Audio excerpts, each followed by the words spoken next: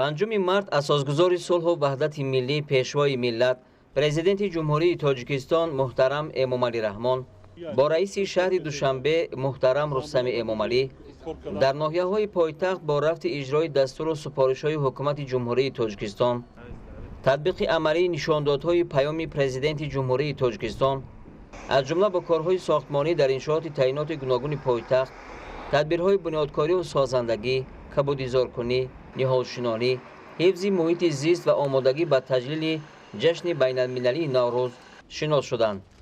тавре мушоҳида мегардад, аз рӯзҳои аввали соҳибистиқлолӣ сарвари давлат муҳтарам Эмомалӣ Раҳмон ба рушду пешрафти пойтахти Тоҷикистони соҳибистиқлол шаҳри Душанбе ҳамчун маркази маъмурӣ, сиёсӣ ва фарҳангии сарзамини аҷдодӣ таваҷҷӯҳ зоҳир менамоянд. натиҷаи ҳамин аст ки солҳои охир мақомоти иҷроияи ҳокимияти давлатии шаҳри Душанбе ба таҳияи нақшаву чорабиниҳо масъалаи ободонӣ ва таъмини шароити созгори зиндагӣ барои сокинони пойтахт аҳамияти хоса медиҳанд. аз рафти тадбирҳои созандагӣ дар ноҳияҳои пойтахт баръалон мушоҳида мегардад, ки тавассути корҳои ободонӣ, таҳияи тарҳҳои муосир ҷиҳати сохтмони иншооти мухталиф аз қабили мактабу бунгоҳҳои тиббӣ, марказҳои хизматрасонии маишию маданӣ, боғҳои фарҳангиву фароғатӣ ва чароғону гулзор кардани кӯчаву хиёбонҳо, имрӯзҳо Душанбе ба як макони дилфиреб, шаҳри сулҳу ваҳдат, хонаи умеди тоҷикону тоҷикистониён мубаддал гардидааст. боғҳои фарҳангиву фароғатӣ бо тарҳи зебо сохташуда таваҷҷӯҳи сайёҳони хориҷиро ба худ ҷалб кардааст. солҳои охир бо ташаббуси бевоситаи президенти мамлакат муҳтарам Эмомалӣ Раҳмон ба Тоҷикистон навъҳои гуногуну нодири дарахтони бисёрсолаи ороишиву сояафкан ворид карда шуда, дар шоҳроҳҳо, кӯчаву хиёбонҳо ва марказҳои фарҳангиву фароғатии пойтахт шинонда мешаванд. гулу бутаҳо ва дарахтони ороишии воридшуда ба мавзеи маҳалҳо ҳусни тоза мебахшанд ва ҳам барои саломатии инсон фоидаовар ҳастанд.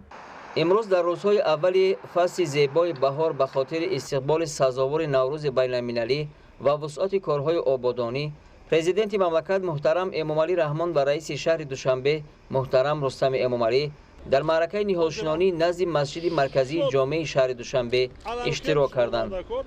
нахуст сарвари давлат муҳтарам Эмомалӣ Раҳмон бо рафти корҳои сохтмонӣ дар масҷиди марказии ҷомеи шаҳри Душанбе ва иншооти нави донишкадаи исломии Тоҷикистон ба номи имоми аъзам Абу Ҳанифа Нуъмон ибни Собит шинос шуда, дар ҳудуди масҷиди ҷоме якчанд дарахти клён шинонданд.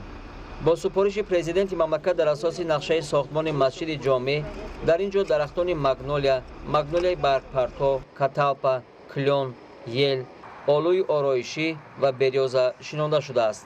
зимни ҳар як боздид аз масҷиди марказии ҷомеи шаҳри Душанбе, пешвои миллат муҳтарам Эмомалӣ Раҳмон барои анҷоми корҳои ободониву кабудизоркунии майдони назди он масъулини корҳои сохтмониро вазифадор мекунанд.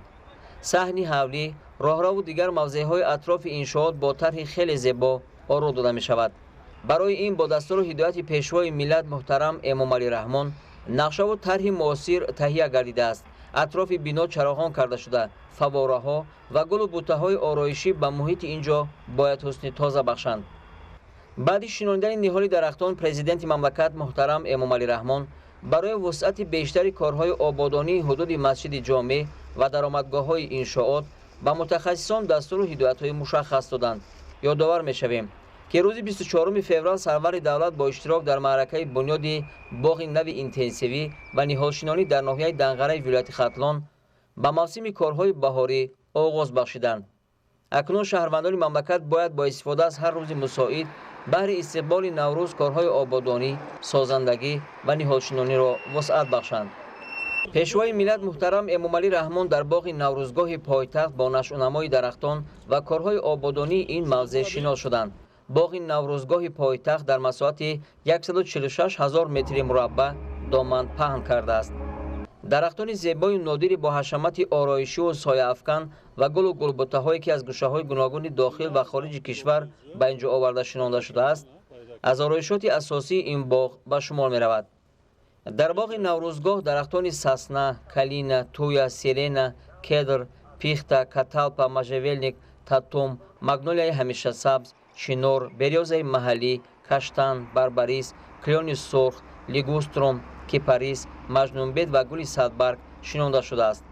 боғи пур аз дарахтони зебо дар шафати Наврӯзгоҳ که مکان اساسی برگزاری تنتنه‌های عیدانه نوروز، وحدت، استقلالیت و دیگر عیدهای بزرگ ملی است جایگیر می‌باشد.